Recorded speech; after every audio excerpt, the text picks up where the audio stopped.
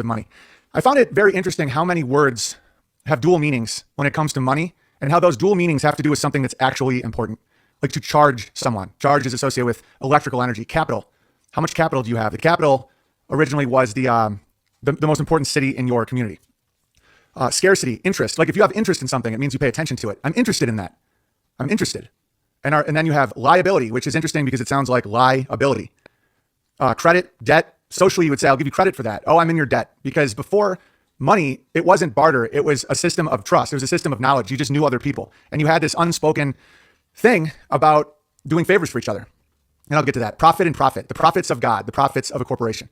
And they're just spelled differently, but they sound the same. Taxing, to tax someone, is to wear them down. Salary originally comes from salt. Bondage, bond, like the bond market, to be bonded, in bondage. It means to be a slave. Stock, you had the stock market, and it was once the live stock market. Now it's a sigil, it's a piece of paper. And it's beyond paper. It's the digital copy of the paper that's mimicking reality. And you can see that now with the iCloud and the Ethernet cable and all these words that are the mimic of the original. And the original, of course, is the base reality that we live in. If you even look at economic, eco means nature, like ecology, eco, your environment. And what does nomic mean? I think nomic means the set of rules. So the rules to the environment is your economic policy. But in reality, the rules to the environment are the laws of physics, and they never change. The economy, the economics, the laws of your environment, the laws of reality is a mimic. It's a copy. And so what is a dollar? Well, first off, you have gold and silver. And here's a silver eagle. This was once a dollar in America. And silver has realistic properties in reality. It's the most conductive metal in the world. More than copper, more than gold. This conducts electricity really, really well. It's one reason why it's quote unquote going up in value as compared to the dollar, is because so much silver is used in solar panels and electric vehicles and batteries and whatnot. But that was once money. This is actually money. This is an ounce of gold.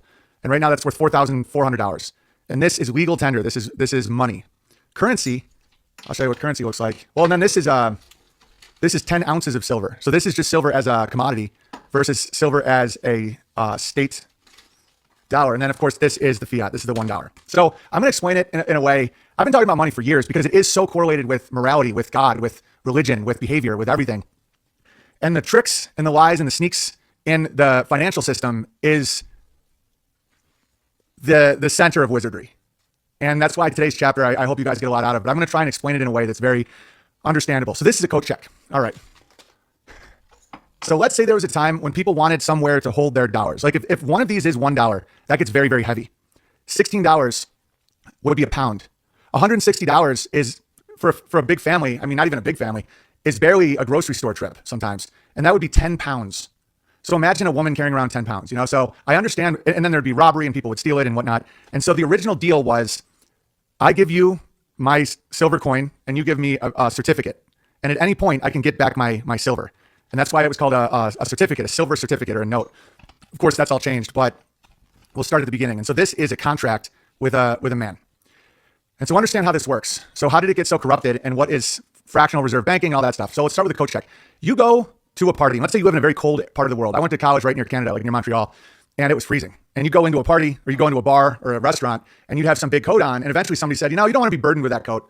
Why don't you give me the coat while you eat and I'll give you a ticket. And when you leave, you give me the ticket and I'll give you your coat. And I will just take a small fee just for the service. And people were ecstatic. So you gave someone your coat and they gave you a ticket. And that's what the ticket looked like. And then you go in and you start to dance. And you were having a blast. And just like Schrodinger's cat, if you don't observe the fact that your coat is being sold, you don't know what happened yet. And then the question, well, has it happened if you haven't observed it? Of course, the answer is yes. But I know that people like to hypothesize. Like the cat was dead. Like Schrodinger can say whatever he wants. If the cat was alive or dead, it doesn't matter if he looks at it or not. I think he was just killing a lot of cats. But so as you're dancing away, the coats are getting less and less because the gentleman that is taking your coat is now selling coats. So he doesn't have enough coats. He's given out 200 tickets and now there's only one coat. And that was the original ETF for the fractional reserve. Now it's zero a lot of times. Many times it's literally zero. So as the party's going and no one needs their coat, no one notices. But then the party ends and outside is a tundra. You're in freezing area. You need a coat. You don't need a ticket. And no matter how many times the people say, well, your ticket is as good as a coat, because that's what they would say this. It's good as gold. The dollar is as good as gold. And it's never a good sign when your monetary policy is based on a simile. As. No, gold is gold. Silver is silver. That piece of paper is a contract. And so as the people stop dancing and they go try and get their coats and they realize that there are no more coats, they freeze or they riot or whatever. And the guy is long gone. He's out the back door. And so what did this become? That already happened a long time ago. So in 1971, we got off the gold standard with it. They don't even pretend that there's a coat. Before 1971, there was still this illusion that there was a coat. And Vietnam is what really revealed that, because France wanted their gold and America didn't have it. So then the Vietnam War kicked off, or America didn't want to give it up. Like, imagine if they still have the coats and they're like, I'd rather have the coat than the ticket. And that's why in a village, like let's say you live in this area, and it's like in a small village where everybody knows each other, or there's at least a communal homogeny, like some kind of culture, some kind of shared history, some kind of shared knowledge. You don't really have this problem, because most economics, most of the laws of the environment are just based around social obligations. And you could have a functioning economy without any money. It wasn't barter. It was originally told to me that someone, well, I have a chicken and I need a boot. And if somebody doesn't need a chicken and have an extra boot, then I don't know what to do. That isn't what it was. It would be like, hey man, can you help me get this cow in? My cow ran away. Can you help me? Yeah, sure, no problem. And then, oh, see you around. And then that other guy would be like, hey man, can you help me dig this well? Yeah, no problem. That was it. It would just be like, but if somebody, I don't feel like helping you. And then somebody else would be like, I don't either. What created the need for money was actually a way for rulers to inflict pain on the population, but it was asked for.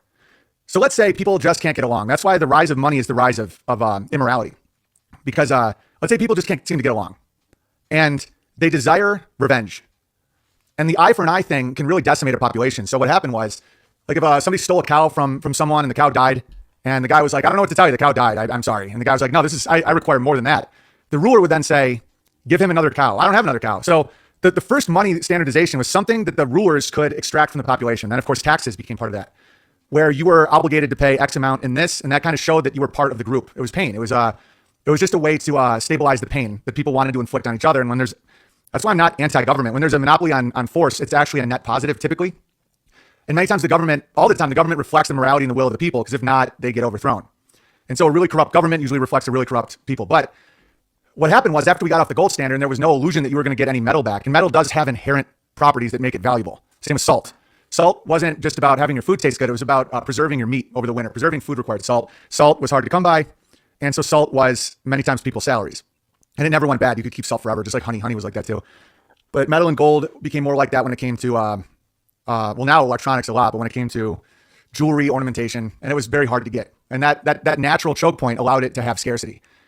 But now what this is simply a note of the authority. And the best way I can compare that is to stars from your teacher. So we homeschool our kids, and we have a bunch of stickers, and our kids will do anything for the stickers. And if they get their homework done and they do a good job, my wife gives them a sticker. And they start associating that sticker with value. The more stickers they have, the better job they did. And sometimes that can be associated with someone's self-esteem or whatever. And so what can happen is the stickers start being associated with value. There's no different than this. This is a sticker from the teacher called the central bank. And based on your behavior, you're rewarded with these stickers. The idea of killing a man and taking these off him is as absurd as stealing the stickers out of a teacher's desk. Because if you have another teacher, if you go to another school, you might have this. Like, this is a Canadian $5 bill.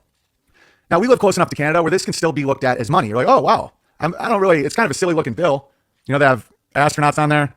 That was our PSYOP, not yours, Canada.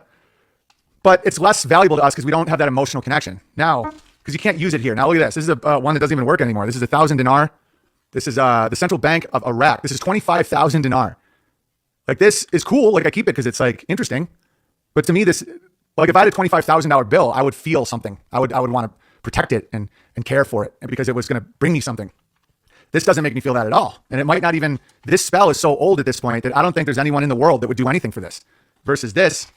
Right. And then here you have more like the Central Bank of the Bahamas. At least that's the queen. You kind of recognize her. It says $1, but this is called a gold-backed note. Now, this is when things get interesting because gold has an inherent value, and every single gold-backed note is 1/1000th of a troy ounce.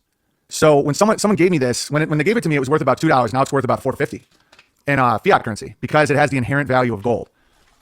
And so that's kind of like, here's another one. This is funny because this goes against Islam, but yet this is hilarious. What is this called?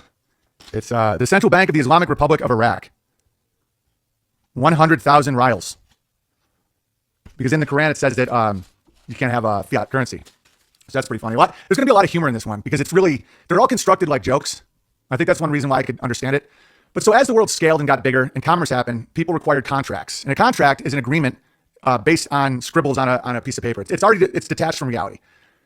But if you have trust, if you have an agreement with a group of people, It's a way to kind of organize deeds. That's why, the currency of the slave is the fiat. The currency of a living man, a free man, is silver. The currency of kings is gold. And the currency of God is life and good deeds. And that's why the deed to your house, I'm telling you, the more you look into the words, the language of this, the more interesting it gets. Like, do you have a deed to your house?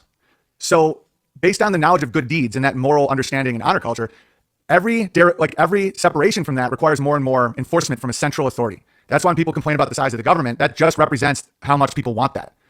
And the more people want to get, again, something for nothing is the original sin. Something for nothing. Fiat, abracadabra, hocus pocus. It's all the same thing. It's that you want something for nothing, or that you don't hold yourself accountable and you don't have authority over yourself. It's always someone else's fault. It's always somebody else's fault. And if you're in that position, there is a business for you. It's called a government.